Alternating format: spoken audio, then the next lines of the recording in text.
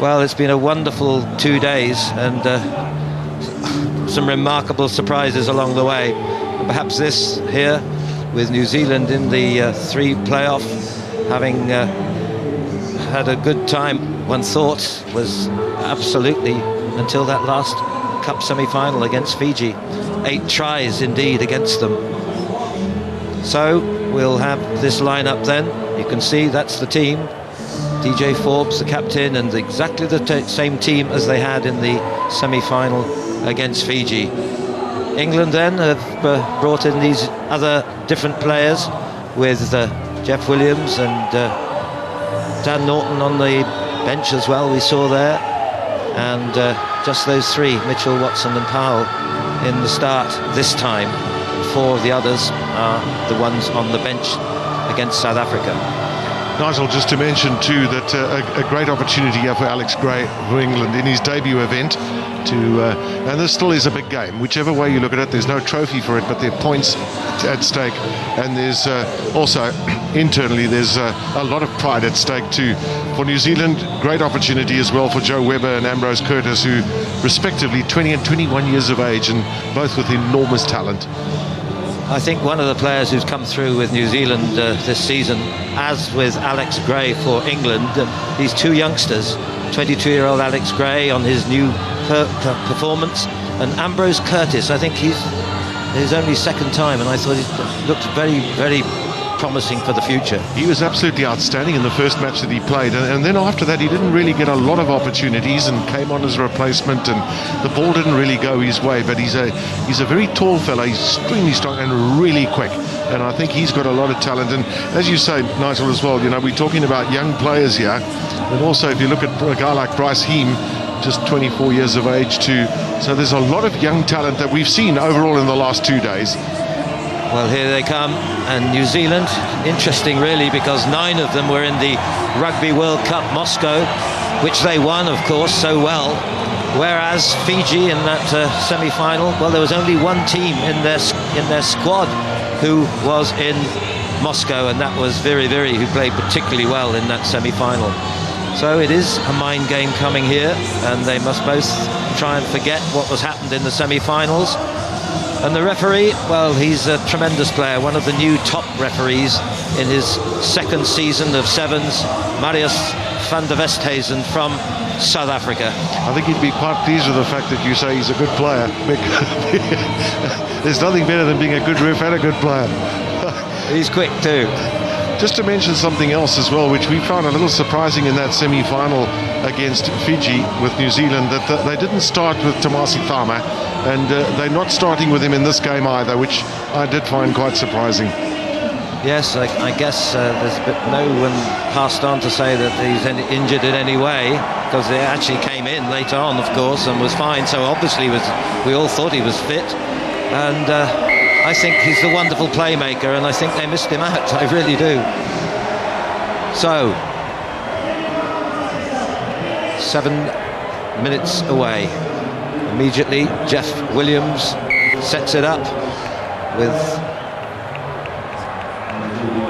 Marcus Watson as Simon Amor.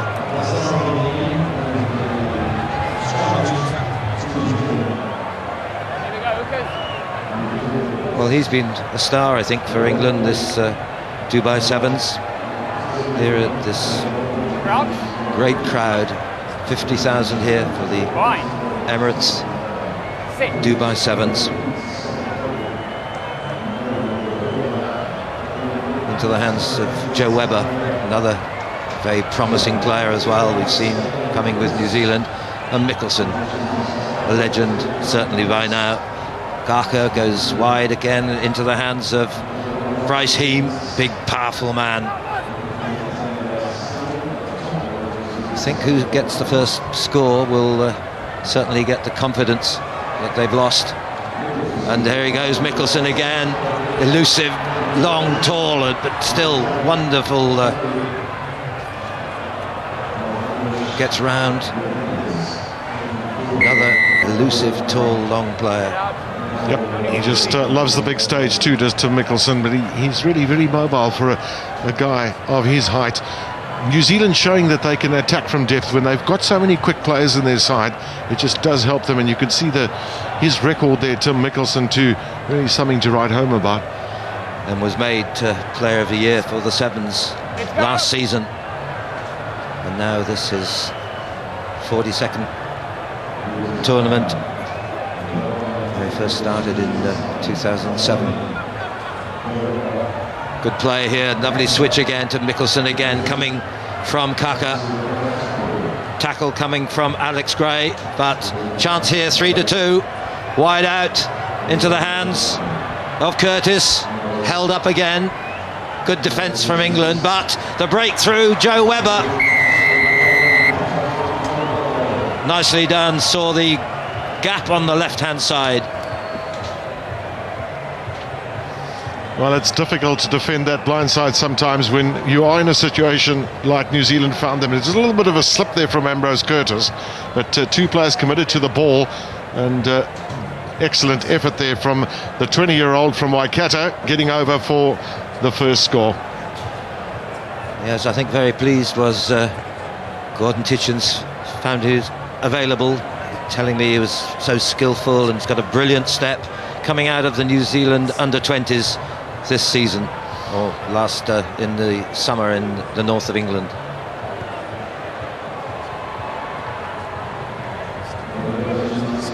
Well, it's not often you can say that it's been a while since New Zealand scored some points, but that's a welcome start, a very good start for them too.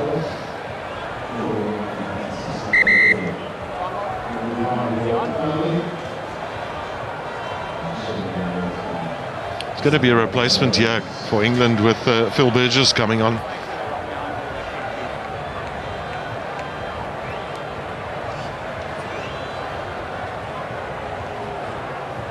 Just doesn't seem to be the same side without James Rodwell too, doesn't it? No, absolutely. You know, and Norton up there, Dan Bibby, Mike Ellery.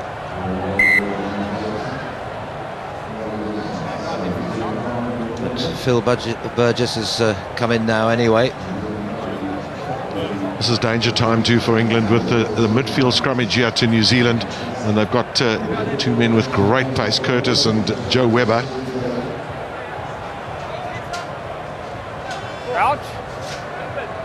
Well, it's interesting really that Mickelson was so often in the forwards, but he's now playing in the centre position really. And here goes Webber again, and here's Mickelson, goes through the gap, doesn't get through though. Good tackle coming in there from Marcus Watson. The tackle was completed, so he had to release it. He felt he wasn't held in the tackle, that's why he continued. Away goes from Alex Gray. Edgerly.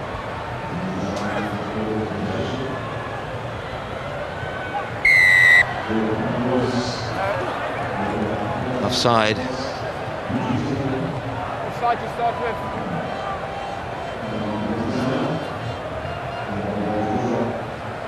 Tom Powell just allowing Sam Edgerly to start off this move. England obviously with a practice routine here. Unfortunate England having Jeff Williams off already so early, but it's a good squad. Edgerly gets it away, difficult bounce, but goes into the hands of Alex Gray.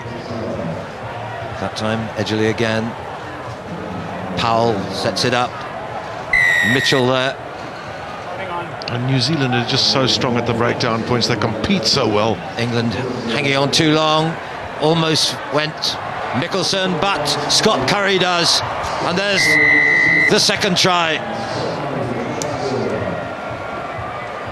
Well, once again, we see some really good work from Tim Mickelson. He's so much an unsung hero at times. The presence of mind to take it very quickly, and a lovely little pop pass. Scott Curry scoring a try like two of his favourite players, Jeff Wilson and Caleb Ralph, did in yesteryear. And at the moment, Mike Ellery, who's been a tremendous performance for England here in Dubai, is just warming up, and Simon Amor, I think, is going to bring him in very quickly. So it's 12 points already. in this first half, about 45 seconds to go. There's Gillis Kaka. Well, he was, what a find he was last season in the 6 tournaments. Wasn't in Gold Coast, but glad was Titchens that he was fit again. Gray sets it up, in fight by Turner. Powell goes into contact again. Perhaps an overlap here, a chance perhaps with Mitchell. Skips inside. Tremendous tackle by Mickelson, that really was. Saved the try, but it may still be one here with Watson. A great tackle too coming in from Bryce Heem. But it's there, and Edgerly gets the try.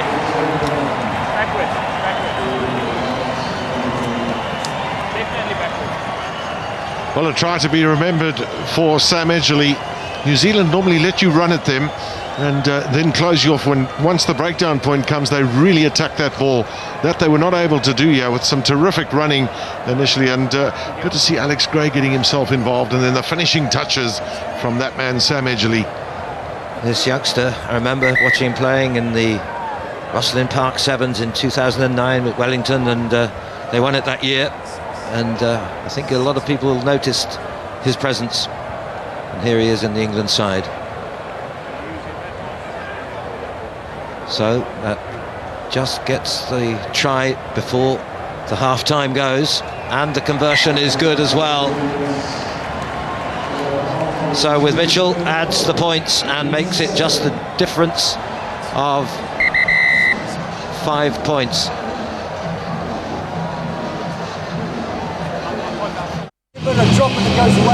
After the semi-final. It might not have been printable. Oi, they might kick it 3. Pin us down to a 7. Work back and be smart. Yeah. But bring it forward early. Let's go. Let's go. Let's go. Brothers hot break. 1, 2, 3. Brothers. Well, New Zealand are a very proud nation, Nigel, and they've shown that they can put that semi-final behind them as far as this tournament's concerned right now, which is the important thing. And you were talking about the mental aspect too, the importance of making sure that you rebound, and maybe that Gordon Titchens did the right thing by picking the same combination and giving them a second chance. Yeah, I think exactly, and I think it's very sensible of them to have done that. Of course, the side who last in the last tournament was Gold Coast. They won that one. They won the Rugby World Cup in Moscow. They won the HSBC Sevens series last season. I just think they were a bit shocked in that semi-final. So 12-7, New Zealand lead. 7 minutes to go. Rodwell's back in the England side at the moment. Here's the breakaway. This is Phil Burgess. He's going to get it, and that levels it within about 20 seconds in the second half. Well, we saw it in the semi-final too. New Zealand were not good at the kickoffs. They basically didn't protect the ball, and yeah, it's happened again. That ball going forward off Mickelson, and the predator was Burgess. Enough pace to get through. It's a really good start that for England in the second half. This guy, only his second tournament, playing a lot of time in Cornwall with the Cornish Pirates. 70 times he played with them, and picked up by Simon Amor and I think Ben Ryan first of all. And well, he's showing his good, isn't he? Just protecting the ball there as he went over, so nobody dislodged it. And also a great conversion from Tom Mitchell. Again, you can see the value and the importance of kicks, Nigel. Just 2 points in it. So England turn it round to 14-12 at the moment. There's a lot of second half still to come. Huge high restart. Knocked down, knocked cleanly. Backwards it comes from Rodwell. Into the hands again of Mitchell. And here's Mike Ellery, really powerful, 16 stone he is, and we've seen that a few times. Into the hands now of Edgerly, fast wide. Matt Turner held there well by Bryce Heem again. And the All Blacks have the ball again. This is Ambrose Curtis. Had a tremendous first day with his 4 tries. Away by Curry to DJ Forbes. Well, it took two players to get him down, didn't it? Advantage being played into the hands now of Sam Dixon. And there's a little chase by Joe Webber. A race here with Mitchell. Webber's got the race at the moment, but he's kicked it too hard. Lucky for England that was. Yeah, just his direction. Maybe it should have been a little bit more to his left-hand side, because he had Ambrose Curtis who could have ranged up too. But very difficult when you're going at full tilt to control that. It's a small in-goal area here at the Seven Stadium in Dubai. Interesting how he's come back, really, because he returned this season having played 7 times in 2 seasons ago. And I think he's been absolutely tremendous talent here. And when Gordon Teachin says he's a very great promise, well, he is, isn't he? Here's Dan Norton, twice Cup winner here in Dubai. 2010-11, sorry. Yep, New Zealand bringing on Sherwin Stowers as well for Ambrose Curtis. Tom Mitchell, who was an Oxford University 15 player against Cambridge at Twickenham. But now it's in the hands of Stowers. Sherwin Stowers goes all mazy angles across the field.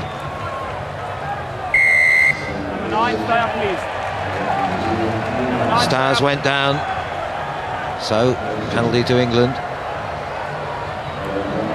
Didn't stand on his feet. Edgerly passes through past Ellery to Mitchell into the hands of this youngster, Alex Gray. His first time, another player who's come out of the under-20s international at 15s. Side entry. A lot of things going wrong for New Zealand, you know, especially with the kickoffs. They're not fielding them properly, and the breakdown points, they're getting penalised.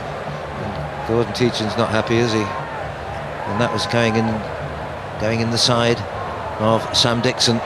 These little errors. And there were plenty too, weren't there, in the semi-finals of New Zealand? Yeah, there were too. And well, England have a line out here, and James Rodwell's on the field too, so obviously they're happy they can secure that line out, keep New Zealand pinned in their own half of the field. They've got the lead at the moment, England, by those 2 points. There's a valuable conversion. This is the 22-year-old Sam Edgerly. His father was a good player, played for Isha for a long time, and he did his son as well. There he goes, Edgerly into that. Oh, just held on by Tom Mitchell. Then the switch back to Edgerly again, to Ellery. Support from Rodwell. Oh, was he take? Well, he was being dropped up, but wasn't dangerous in that case. It was level.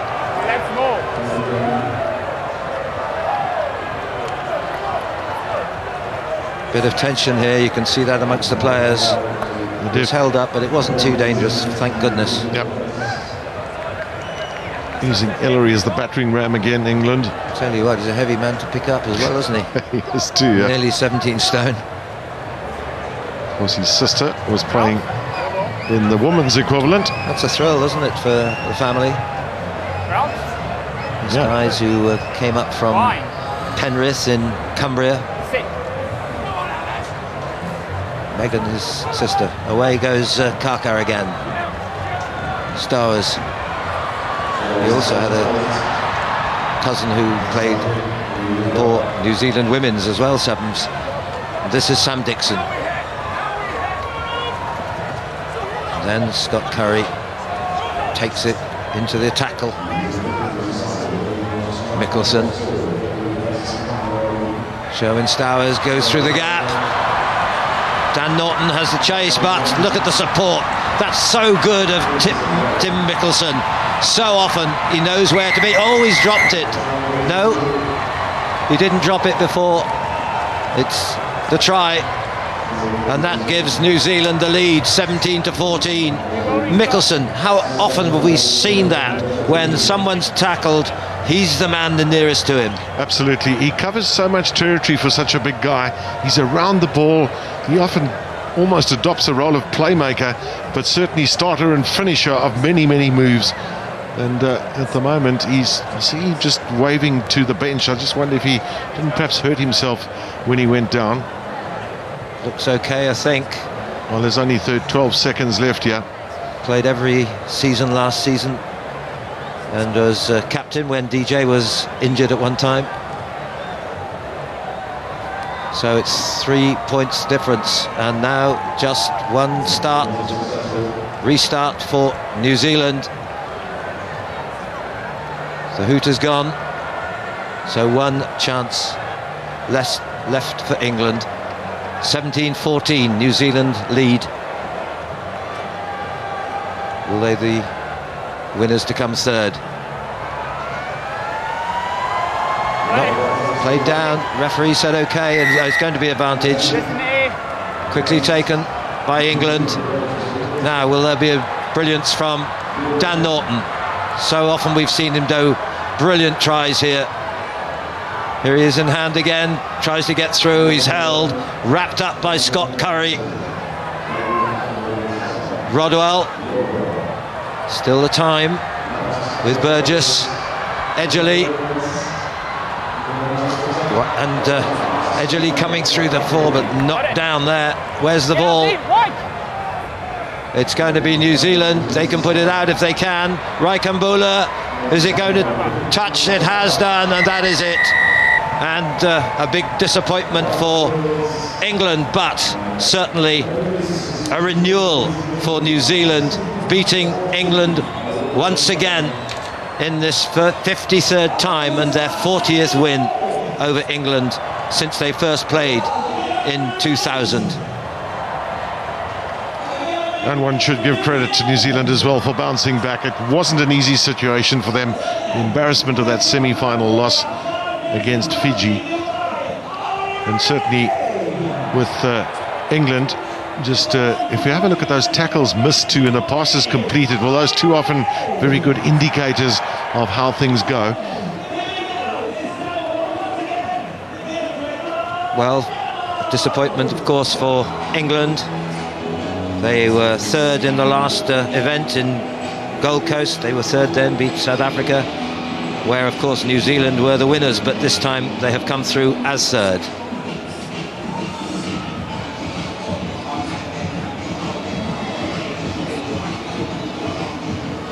Well, what a crowd we've had here. It's been wonderful.